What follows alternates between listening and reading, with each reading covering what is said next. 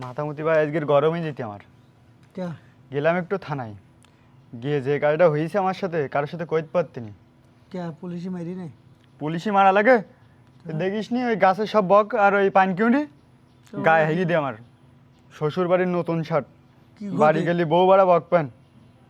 তো সে শার্ট কি করলে?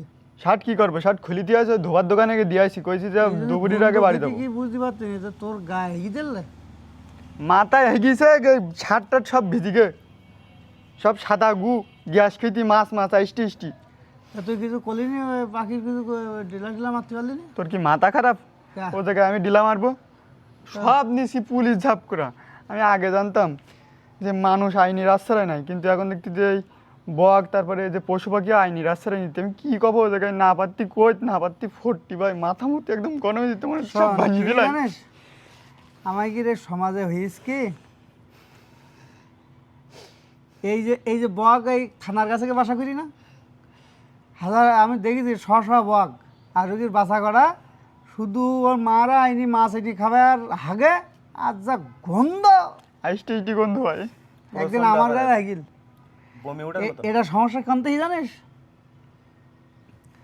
তোর ওরা তো উগির থাকার কথা এই যে বাঁশবাগানে বড় গাছের ডালে ওরা বাসা বাঁধবে, তো ওরা থানার কাছে গিয়ে বাসা বাঁধল লোকের জন্য কদিন দেখে জন্য। এই তো ওরা যখন এই যে বড় গাছের ডালে তেঁতুল গাছে বাসা বাঁধিছে বাঁশ গাছে বাসা বাঁধিছে তখন আমাগির মতন কিছু মানুষ না নরপশু রাতের আধারে গিয়ে উগির ধরিছে, ওরা ভয় পেয়েছে উগির কোলেরতে বাসা কাড়ি দিয়েছে নিয়েছেন ভাই। হ্যাঁ আবার ওই যে রাইফেল লাগিয়ে ওই বন্দুক দিয়ে মেরেছে, বন্দুক দিয়ে মেরেছে ওই যে গুলি গুলিতে যে একটা মরিছে 10টা ভয়তে উড়ি গড়ি ওই যে ভয় দেছে ওকে ধরিছে খাইছে ডিস্টার্ব করিছে করিস না করি কারা এই মানুষ করি না। এবার ওরা কনেকে বাসা করি থানায়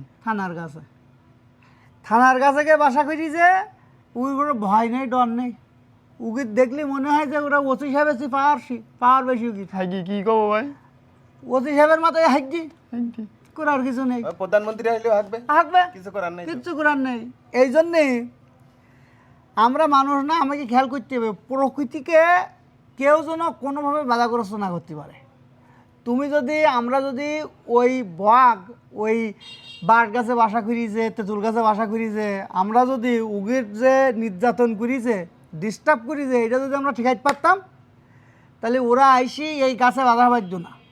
ঠিক কথা কইস ভাই। আর ওরা ওই জায়গায় এসে বাসা বাঁধি দেখতে হ্যাঁ তো আমাকে কেউ ডিস্টার্ব করে না, থানায় এসে আশ্রয় নিয়েছে এটা যে থানা এটা কি আর ওরা বুঝলি না ভাই ওরা বুঝলি যে হ্যাঁ আমাকে ডিস্টার্ব করে না এটাই উগির হাজার কোনো সমস্যা নেই, কিন্তু ওটা কেন ডিস্টার্ব করে না ওই ঘরের মধ্যে তো বড় বড় মামুরা ডিস্টার্ব করলে তো পোঙা থাকবে না, পোঙা তো চামড়া তুলি লবণ দিবে আনতো এই জন্য হনে হাইক যে আগের দিন আমি ওই ইয়ের দোকানে বসে চা খাতেছে বাইরে দাঁড়িয়ে একজন যাইতে তাকেই সেই স্ট্যাচু বানা দাঁড়িয়ে দিই। হ্যাঁ ভাই আমরা বলছি কি এক্সট্রা করলো না এর মুখ ফেরিয়ে যায় একেবারে কি রেগে যায় মুখ বরাবর কিছু গালেও গেছে